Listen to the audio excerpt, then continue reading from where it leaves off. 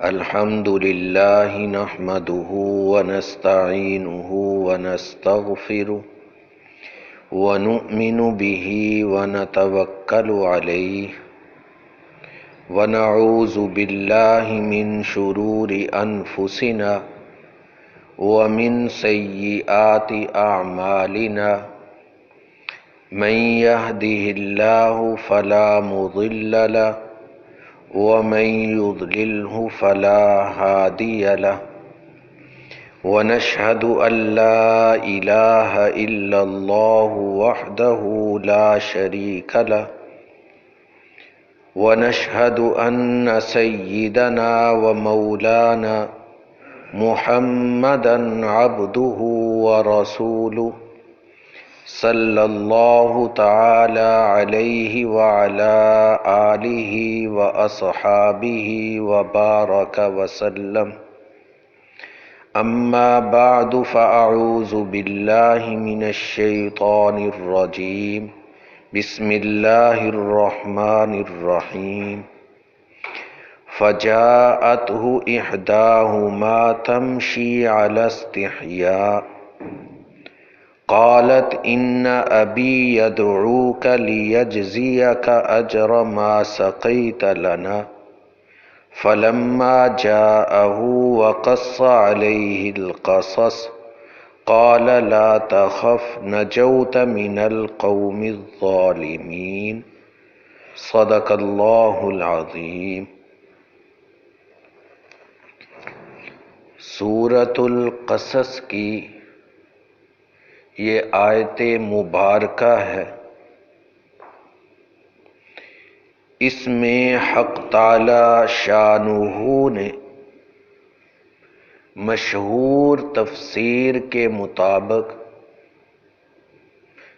حضرت شعیب علیہ السلام کی پاک باز بیٹی کا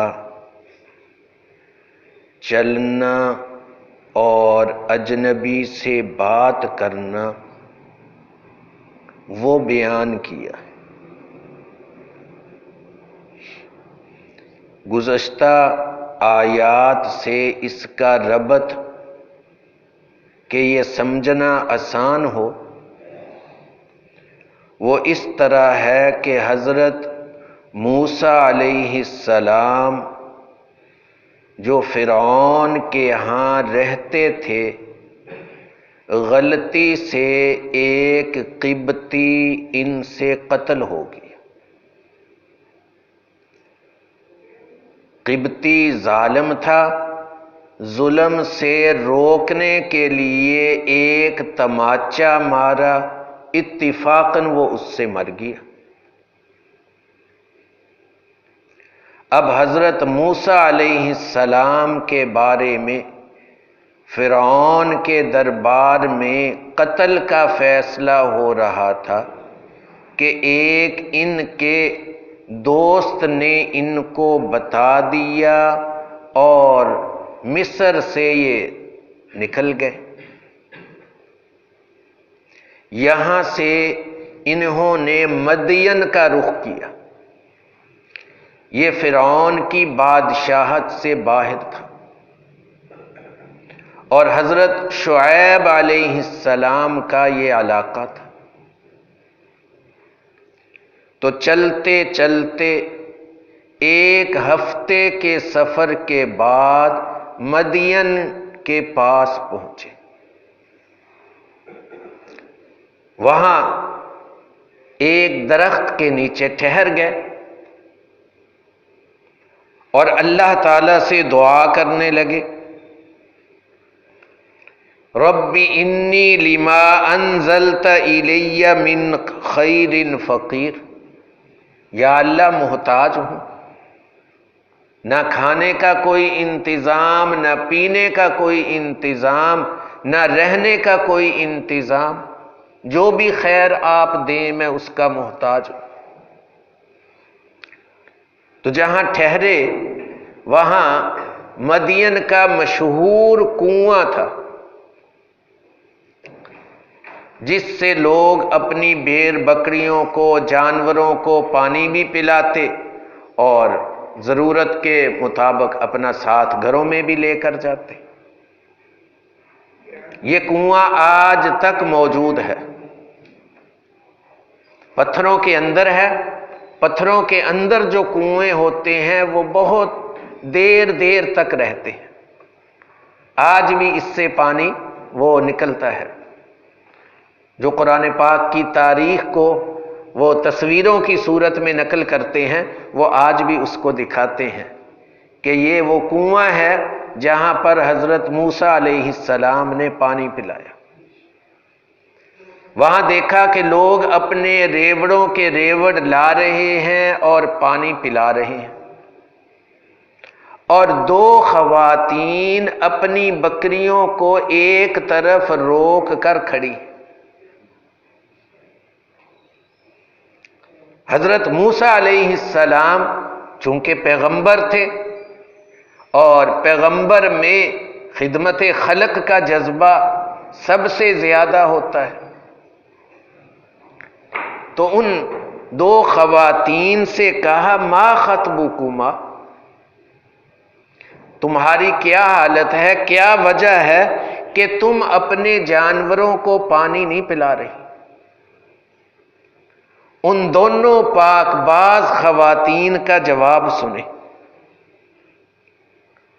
فرمانے لگی لا نسقی حتی یصدر الرعاء وابونا شیخ کبیر،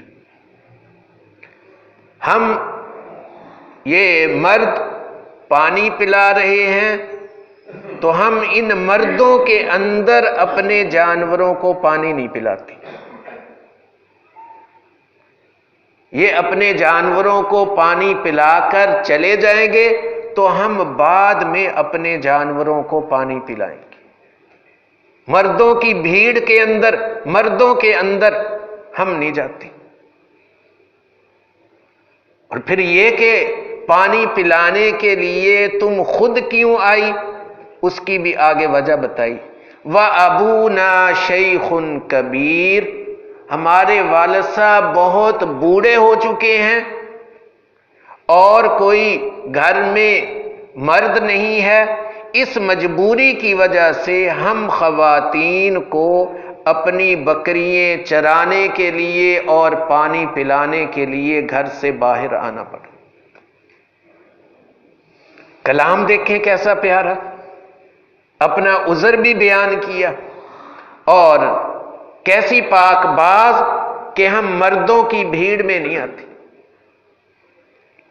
حضرت موسیٰ علیہ السلام نے جب یہ حالت دیکھی تو آگے بڑھے، جیسے اور مرد اپنے ریوڑوں کو پانی پلا رہے تھے، انہوں نے ان دونوں خواتین، ان دونوں بچیوں کے جانوروں کو پانی پلا دی۔ یہ نیکی کی۔ دیکھیں اب یہاں پر کوئی نوجوان نیکی کرنا چاہے تو اس کے لیے بھی ہدایت ہے کہ کیسے نیکی کرنی۔ جب نیکی کر دی، ان کے ساتھ پانی پلا دیا، تو وہ جانوروں کو لے کر گھر گئیں تو والد پہلے ہی انتظار میں، اور ان کو عام معمول سے کچھ قدرے پہلے آتے ہوئے دیکھ کر پوچھا کہ کیا بات ہے، آج آپ جلدی آ گئے؟ کیونکہ پہلے تو وہ سارے پانی پلا لیتے تو بعد میں یہ پلاتی۔ اس مرتبہ یوں ہوا کہ حضرت موسیٰ علیہ السلام نے جلدی پانی پلا دیا، تو انہوں نے وجہ بتا دی کہ ایسے ایسے ہم کھڑی تھی، ایک نوجوان نے ہمارے جانوروں کو، بکریوں کو پانی پلا دیا، تو ہم فوراً بکریاں لے کر گھر آ گئے۔ حضرت شعیب علیہ السلام، خدا داد جو فراست تھی انبیاء کو ملی ہوتی تھی، اس سے سمجھ گئے کوئی یہ نیک صالح نوجوان ہے اور اچھا نوجوان ہے، تو اپنی ان دو بیٹیوں میں سے ایک کو بھیجا کہ جاؤ دیکھو اگر وہ نوجوان ہو تو اس کو بلا لو، اس نے ہمارے ساتھ نیکی کی تو ہم بھی اس کے ساتھ کوئی خیر اور بھلائی کریں۔ چنانچہ ان میں سے ایک بیٹی آئی اور آ کر حضرت موسیٰ علیہ السلام سے یہ بات کہی کہ آپ کو ہمارے ابا جان بلا رہے ہیں تاکہ آپ کو کچھ حق الخدمت دے دیں۔ اس کو قرآن پاک نے کن الفاظوں میں ذکر کیا، ان پر غور کریں۔ فرمایا فَجَاءَتْهُ إِحْدَاهُمَا تَمْشِي عَلَى اسْتِحْيَاءٍ، کہ ان میں سے ایک بیٹی وہ حیا والے انداز میں آ رہی تھی۔ یہ انداز بہو بیٹیوں کا ہونا چاہیے۔ اور کیا کہا آ کر؟ ان ابی یدعوک، آپ کو میرے ابا جان بلا رہے۔ اپنا تذکرہ نہیں کیا، اپنے ابا جان کا پیغام دیا۔ لیجزیک اجر ما سقیت لنا، تاکہ آپ نے جو نیکی کی اس کا وہ حق الخدمت میرے والد عطا کرے۔ انبیاء کی شان یہ نہیں ہوتی کہ وہ حق الخدمت لے، لیکن اس موقع پر اللہ تعالیٰ نے دل میں بات ڈالی کہ یہ آپ کا انتظام اللہ کی طرف سے ہی ہو رہا ہے، اس لیے اس کو قبول کر لیا۔ حضرت شعیب علیہ السلام کے پاس آئے اور آ کر اپنا سارا قصہ سنایا، اور حضرت شعیب علیہ السلام نے ان کو تسلی دی۔ اب اسی دوران حضرت شعیب علیہ السلام کوئی اچھا ملازم بھی رکھنا چاہتے تھے کہ بچیوں کو گھر سے باہر نہ جانا پڑے، تو بچیوں نے ان کے بارے میں مشورہ دیا کہ آپ ان کو اپنا ملازم رکھ لیں۔ کیوں؟ اس لیے کہ ملازم ایسا رکھنا چاہیے جو کام بھی کر سکے، امانت دیانت دار بھی ہو،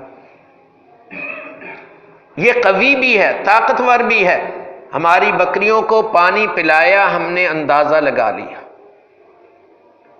امانت دار بھی ہے کہ مجھے بلانے کے لیے آپ نے بھیجا اور میں اس کو بلا کر لے کر آئی تو نہایت پاک دامنی محسوس ہوئی۔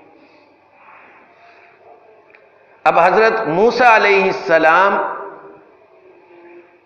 جب پاس تھے تو حضرت شعیب علیہ السلام نے غور کیا کہ ملازم کتنا ہی نیک ہو، گھر میں میری نوجوان بچیاں ہیں، تو مناسب یہ ہے کہ ملازمت کی بجائے اس کو اپنا بیٹا بنا لو۔ ان سے یہ بات کی کہ میری خواہش یہ ہے کہ میں آپ کو یہاں اپنا بیٹا بنا کر اپنی ایک بیٹی آپ کے نکاح میں کر دوں اور آپ 8-10 سال یہاں میرے پاس رہیں۔ یہ نہیں کہ آپ کہیں کہ میں تو نکاح ہو گیا اب جا رہا۔ اگر آپ کی اس طرح خواہش ہو تو میں نکاح کر دیتا۔ انہوں نے رضامندگی ظاہر کر دی، تو اس طرح اپنی ایک بیٹی کا نکاح بھی کر دیا، وہ گھر کا بیٹا بھی ہو گیا اور گھر کو سنبھالنے کے لیے جو ضرورت تھی وہ بھی پوری ہوئی۔ تو اس طرح حضرت موسیٰ علیہ السلام کی بھی ضرورت پوری ہوئی اور حضرت شعیب علیہ السلام کی بھی ضرورت پوری ہوئی۔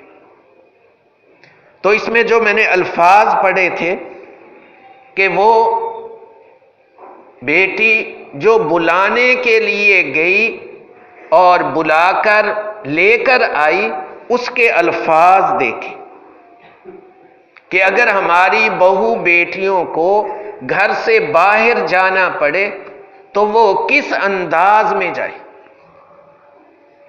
ان کا گھر سے باہر آنا جانا کیسا ہو۔ حضرت شعیب علیہ السلام کی بیٹیوں کے بارے میں قرآن پاک نے یہ کہا تمشی علی استحیاء، وہ ایسے طریقے پر چل رہی تھی کہ اس کے چلنے سے حیا ٹپک رہا تھا۔ حضرت عمر فاروق رضی اللہ تعالی عنہ نے اس کی تفسیر کی کہ اس کا کیا معنی ہے۔ فرمایا جب وہ چل رہی تھی بڑی چادر تھی، گھونگھٹ نکالا ہوا تھا اور بے باکانہ انداز نہیں تھا کہ جیسے بہت ساری عورتیں بے باکانہ انداز میں مردوں کے وہ جھرمٹ میں گھس جاتی ہیں، نکل جاتی ہیں، ان کا یہ انداز نہیں تھا۔ تو یہ تفسیر حضرت عمر فاروق رضی اللہ تعالی عنہ نے کی۔ ہم نے اپنی بہو بیٹیوں کو یہ باتیں سکھانی ہیں، ہمارے ذمہ ہے، اور اگر ہم نہیں سکھائیں گے تو ہم سے بھی مواخذہ ہو سکے گا اور ان خواتین سے بھی ہوگا جن خواتین میں یہ چیز نہیں پائی جاتی۔